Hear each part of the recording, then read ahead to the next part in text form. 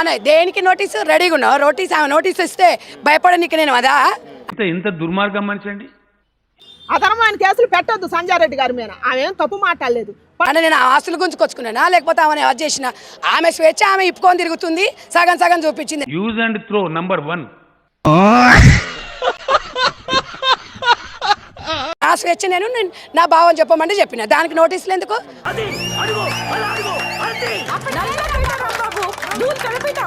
ఇక్కడ సంధ్యారెడ్డి నోటీసుల గిరిజలకు భయపడదు, ఉన్నది చెప్పిన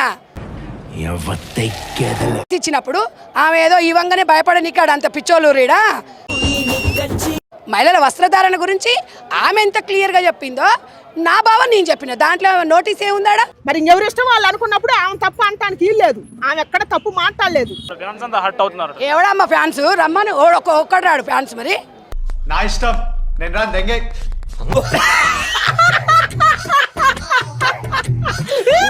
ఒక అచ్చమైన ఆమె ఎంబడి ఉన్న ఒక ఆడవాళ్ళని తీసుకురమ్మని 5 మందిని. మరి ఎందుకో రాదు పంజగుట్ట సెంటర్కి రమ్మన్న, మరి ఎందుకు వస్తలేదు? నేను వస్తా, మరి నేను 1000 మందిని తీసుకోది.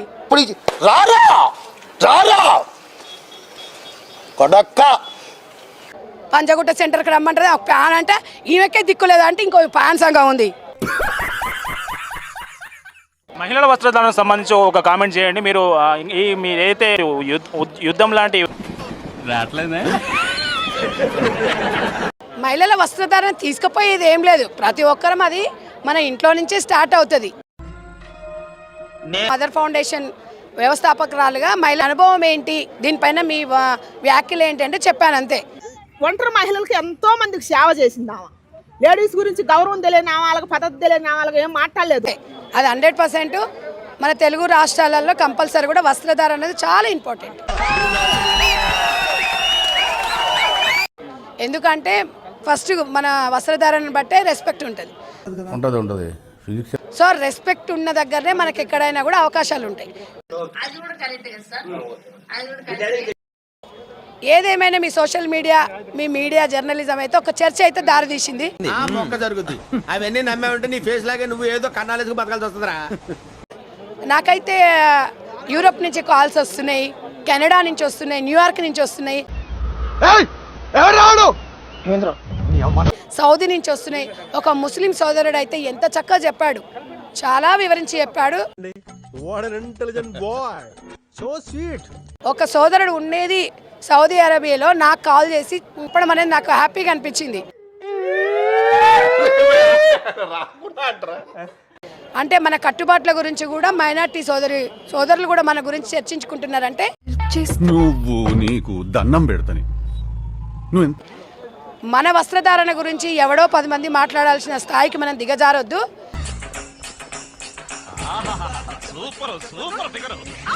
మహిళా స్వేచ్ఛను హరిస్తా ఉంటే ఒక మహిళగా సంధ్యారెడ్డి ఇట్లా మహిళ గురించి మాట్లాడుతుంటే మధ్యలో నీ కెప్టెన్సీ ఏంట్రా?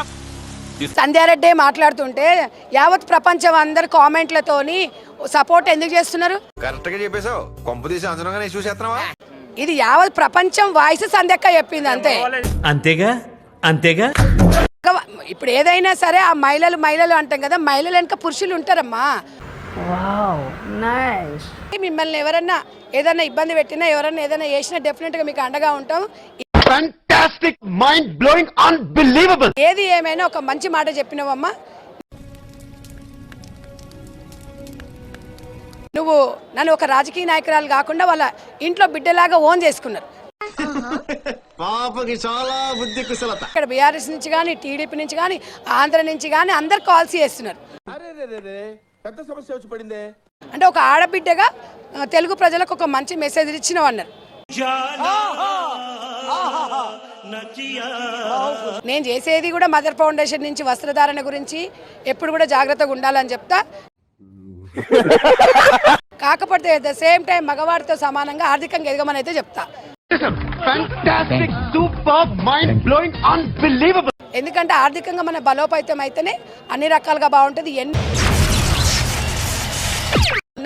వస్త్రధారణ మాత్రం 100% వస్త్రధారణ బట్టే ఒక మహిళకు గౌరవం అనేది అయితే ఉంటది. కరెక్ట్ గా చెప్పేసావు. కొంపదీసి అంచనాగానే చూసేస్తున్నావా?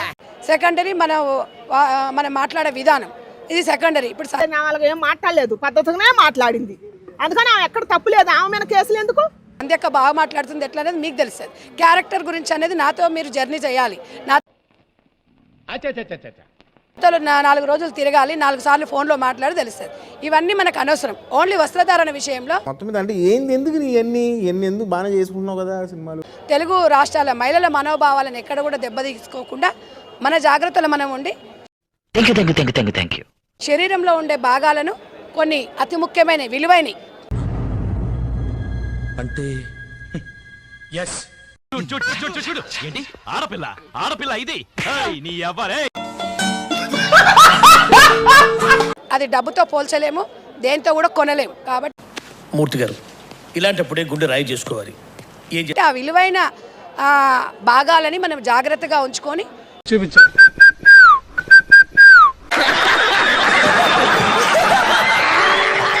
ఎందుకంటే ఆ దాంట్లోకి విలువ లేకపోతే ప్రాణం పోయినంత సమానం అని మన తెలంగాణ కానీ ఇక్కడ ఆంధ్ర ప్రజలు కానీ నమ్ముతారు.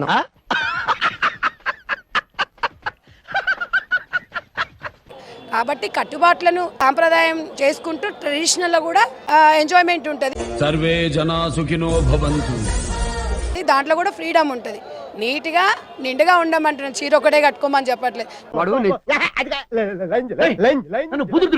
కంఫర్ట్ డ్రెస్ వేసుకోండి, మీరు కంఫర్ట్గా ఉండండి. కంఫర్ట్గా ఉండకుండా మీరు ఆడమైన డ్రెస్సులు వేసుకొని ఏమి అందం ఏమి చందం నా బంగారు తల్లి. మీరు కంఫర్ట్ ఉండట్లేదు. ఫస్ట్ ఆడమైన డ్రెస్సులు వేసుకొని ఇట్లు పట్టుకుంటే ఎందుకు అవసరమా అంట. నేను గుండెల మీద గుద్దిందిగా. మీరు కంఫర్ట్గా ఉన్న డ్రెస్ వేసుకొని హ్యాపీగా జర్నీ చేయండి అని చెప్తున్నాం అంతే. నువ్వు ఎంత తక్కువ పాసిబుల్ అంతనే మాట్లాడరాదు కానీ తప్ప ఇక దీంట్లో గురించి ఏం పిహెచ్డీలు అక్కర్లేదు. వాళ్ళకి నచ్చింది వేసుకోమంటున్నాయి, నాకు నచ్చింది కాదు. నాకు నచ్చింది చీర, నేను నా చీరనే కట్టుకోమని చెప్తలేను. వినటానికి విల్లింగ్ గా ఉంటే శ్రీకృష్ణుడు భగవద్గీతలో అర్జునుడికి ఇంత చెప్పాడు. ఎవరికి ఏది నచ్చింది అది నప్పిన డ్రెస్ వేసుకోమంటున్నాను. మీరు ఆ నచ్చిన డ్రెస్సులు అవి సగం బట్టలు వేసుకొని ఇట్లా ముందల వెనక పట్టుకునే ఇలాంటి చాలా ఉన్నాయి, ఇంకా కుప్పలుగా చీర కట్టుకొని పోనండి. స్విమ్మింగ్ పూల్లో పోతామయ్యా, చీరలతో ఎట్లా చేస్తారు? మేము కూడా ఒప్పుకో. స్విమ్మింగ్ అనేది చీరలలో ఈదండి, నీళ్ళలో ఈదడమే కదా చీర. మరి బయట వచ్చి ఇస్తారా? మరి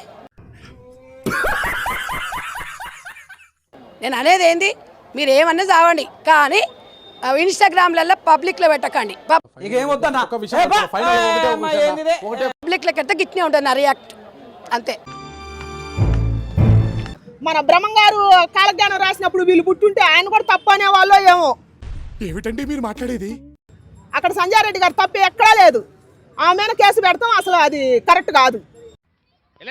ఆడాలంటే ఏమకన్నా హీరోలు గొప్ప హీరోయిన్లు ఉన్నారు, ఎంతో మంది ఉన్నారు. నేను నమ్మను. ఎంతమంది హీరోయిన్లు ఉన్నారు. వాళ్ళు చక్కదనాలు తల్లి లాగి పెళ్లిళ్ళు చేసుకొని పిల్లలు కానీ సంసారాలు చేసుకుంటారు. సబ్స్క్రైబ్ చేసుకోండి, కిందున్న గంటని టంగ్ అని కొట్టండి. ఈ వీడియో మీకు నచ్చినట్టయితే లైక్, షేర్, కమెంట్.